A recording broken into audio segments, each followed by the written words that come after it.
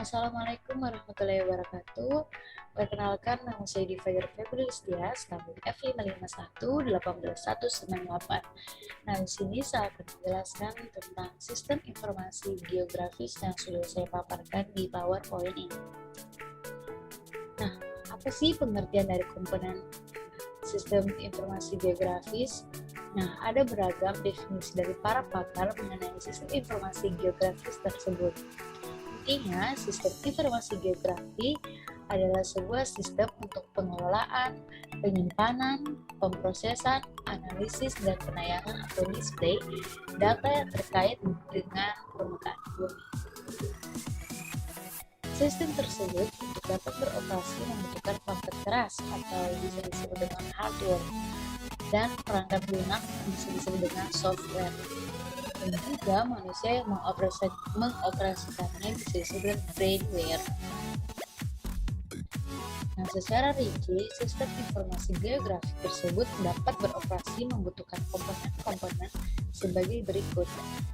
Nah, untuk orang yang menjalankan sistem aplikasi untuk prosedur-prosedur yang digunakan untuk mengolah data. Data adalah informasi yang dibutuhkan dan diolah dalam aplikasi. Sedangkan software perangkat lunak dari sistem informasi geografi. Dan hardware adalah perangkat keras yang dibutuhkan untuk menjalankan sistem. Nah, ini adalah gambar komponen-komponen sistem informasi geografis. Ini bisa kita lihat, ini GIS, ini sebagai orang, data, software, aplikasi, dan hardware. Orang yang menjalankan sistem meliputi mengoperasikan, mengembangkan, bahkan memperoleh manfaat dari sistem. Kategori orang yang menjadi bagian dari sistem informasi geografis ini ada beragam, misalnya operator, analis, programmer, database, administrator, bahkan stakeholder.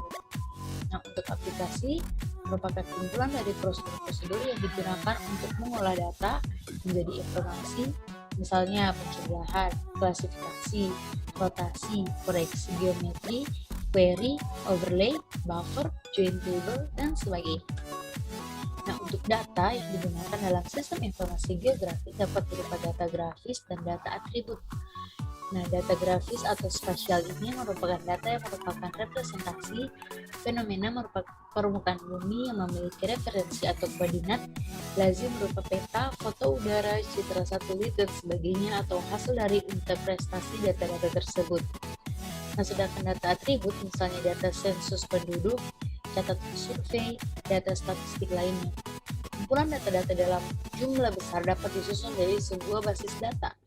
Jadi, dalam sistem informasi geografi juga dikenal adanya basis data yang lazim disebut sebagai basis data spasial atau spatial database.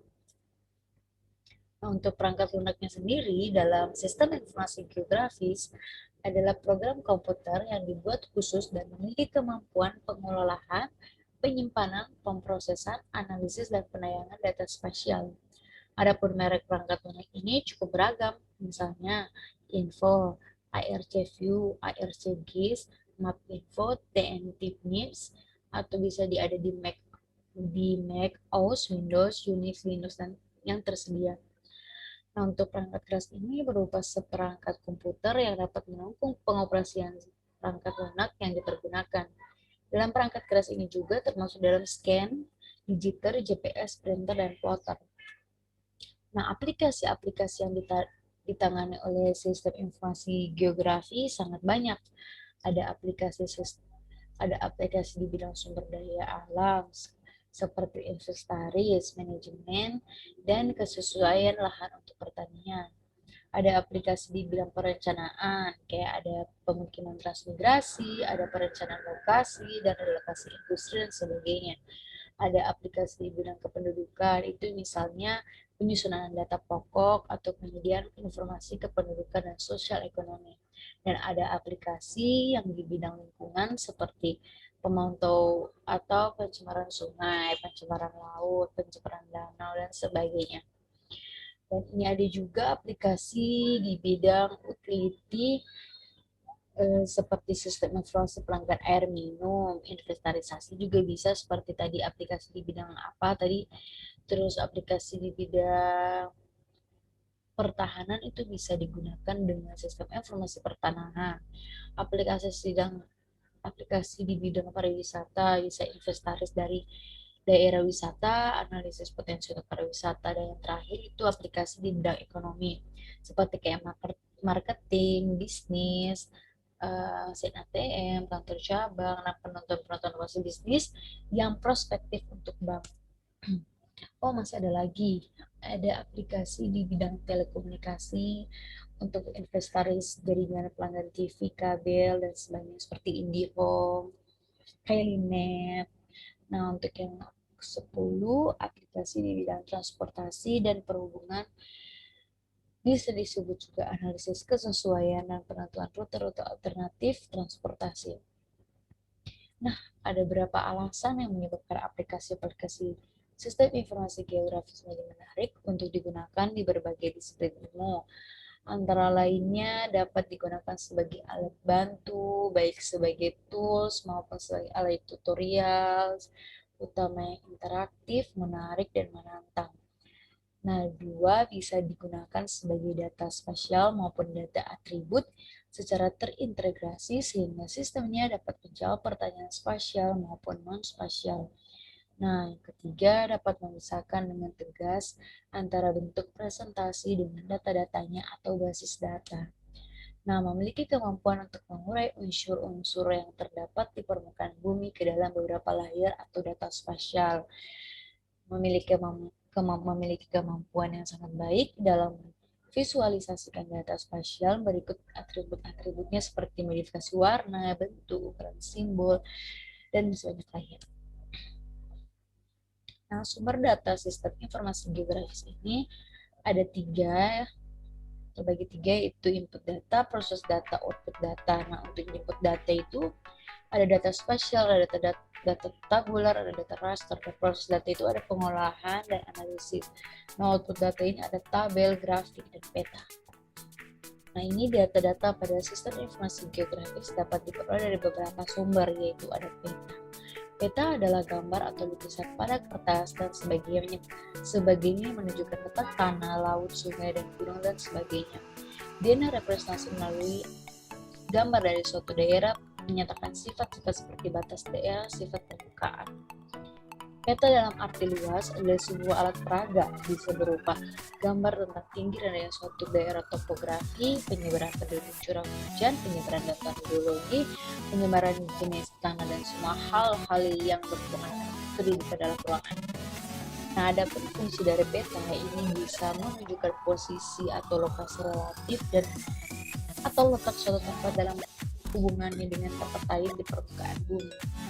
Dua, memperlihatkan ukuran karena melalui peta dapat diukur luas daerah dan jarak di antara permukaan bumi.